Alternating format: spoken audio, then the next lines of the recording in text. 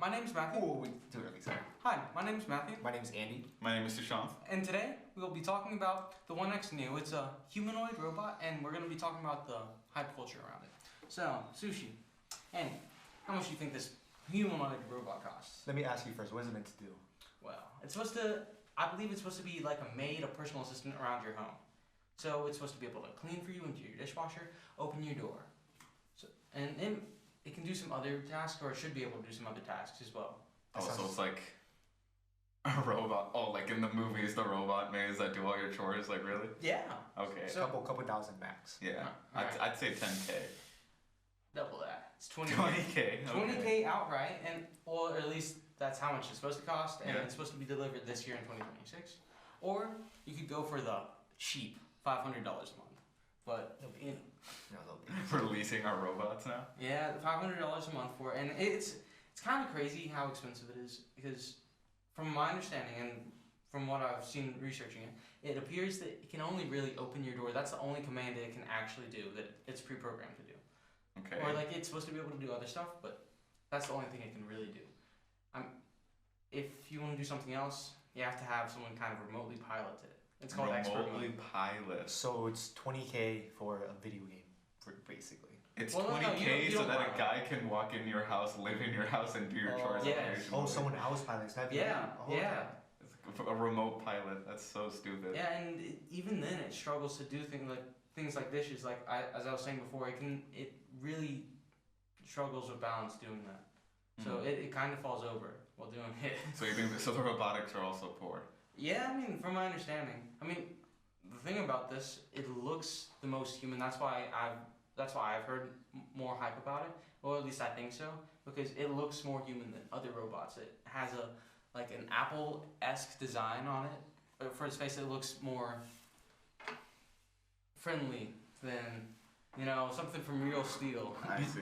Yeah, I think like the problem with products like that, like it looks human. It's just like the movies, but actually being a practical product is more about than just being like the movies.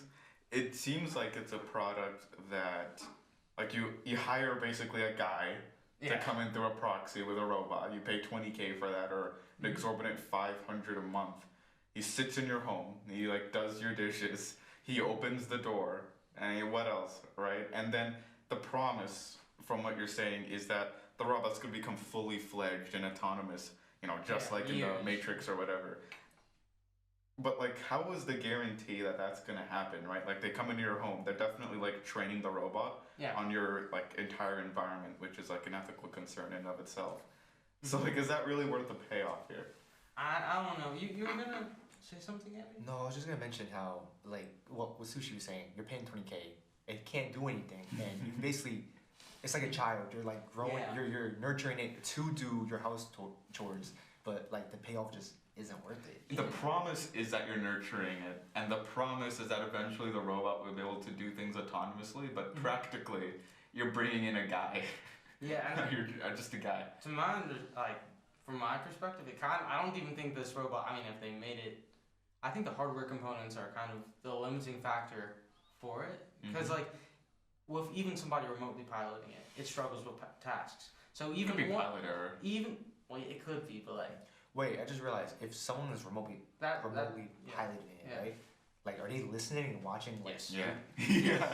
It's so just they a will guy. always. But you have to book an appointment for it, but Oh, you have to book it. So you have to schedule my to get God. your dishes washed. yeah, basically. That's and so I wouldn't really trust that it can do that, to be honest. Also, think about this: if it's touching stuff with water, it's an electronic, isn't it?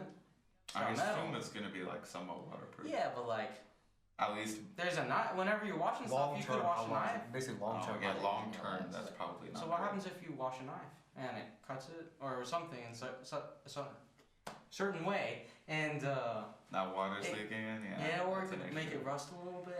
It's really just not a really well thought out product, and I think it's really been overhyped. Yeah, I think the software part, like you highlight the hardware capabilities, that's definitely like the biggest limiting factor. But I think like the AI itself is incapable of handling stuff like chores. Yeah, I think when people see AI do big things like write an entire paper and stuff, they mistake AI as this extremely intelligent agent, and sometimes it can be very intelligent, but stuff like even mundane things like walking all the way to school like I did today, or spelling strawberry, or spelling strawberry, or like doing the dishes or cooking a meal, that requires such high amounts of information that I suddenly get from my environment, like